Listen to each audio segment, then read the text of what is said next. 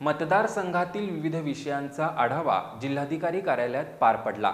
यावेळी मंत्री हसन मुश्रीफ, जिल्हाधिकारी डॉक्टर विजय राठोड, मुख्य कार्यकारी अधिकारी डॉक्टर जास्मिन, समरजित सिंह घाटगे, पाटबंधारे विभागाचे अधीक्षक अभियंता चंद्रशेखर पाटोळे, संबंधित कार्यकारी अभियंता, जिल्हाधीक्षक भूमी अभिलेख, जिल्हा पुनर्वसन अधिकारी, प्रांताधिकारी, तहसीलदार, नगरपालिका मुख्याधिकारी, राष्ट्रीय महामार्ग प्राधिकरणाचे अधिकारी तसंच संबंधित कंत्राटदार, ग्रामस्थ उपस्थित होते।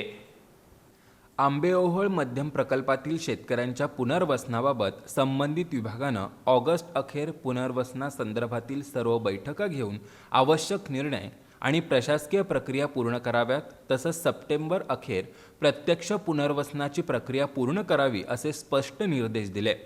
पाटबंधारे, पुनर्वसन आणि महसूल अधिकाऱ्यांना दिलेल्या निर्देशानुसार आंबेओहोळ मध्यम प्रकल्पातील सर्व प्रकल्पांना न्याय देत सप्टेंबर अखेर पुनर्वसनाचं काम 100% पूर्ण करण्यात येणार आहे। आंबेओहोळ प्रकल्पातील प्रलंबित कामांबाबत आत्तापर्यंत 46 पेक्षा अधिक बैठका घेतल्यात। यावर जिल्हाधिकारी डॉक्टर राठोड यांनी ऑगस्ट अखेर प्रत्येक विषयावर ठोस निर्णय घेऊन संबंधित विभागांना लेखी अंतिम आदेश देण्याचे निर्देश दिलेत।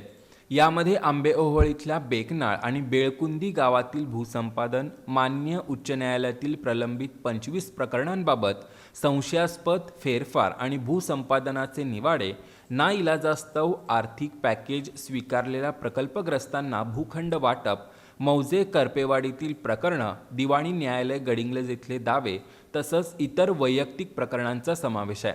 कागलमधील राष्ट्रीय महामार्ग तसंच HAM योजनेअंतर्गत सुरू असलेल्या सिमेंट काँक्रिटीकरणासह विविध रस्ते कामांचा आढावा घेतला।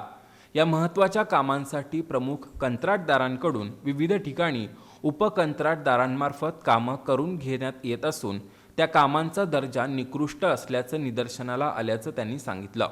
अशा कंत्राटदारांना तातडीनं काळ्या यादीत टाकण्याचे निर्देश त्यांनी बैठकीत दिले। राष्ट्रीय महामार्गाच्या कामांबाबत गुणवत्तेवर प्रश्नचिन्ह उपस्थित करत ग्रामस्थांकडून वारंवार विविध तक्रारी प्राप्त होत असल्याचं त्यांनी सांगितलं। यामध्ये वाहतूक कोंडी, सांडपाणी आणि पावसाच्या पाण्याचा निचरा, पुलांची उंची तसंच पाणीपुरवठा वितरण व्यवस्थेतील अडचणींचा समावेश असल्याचं सांगितलं।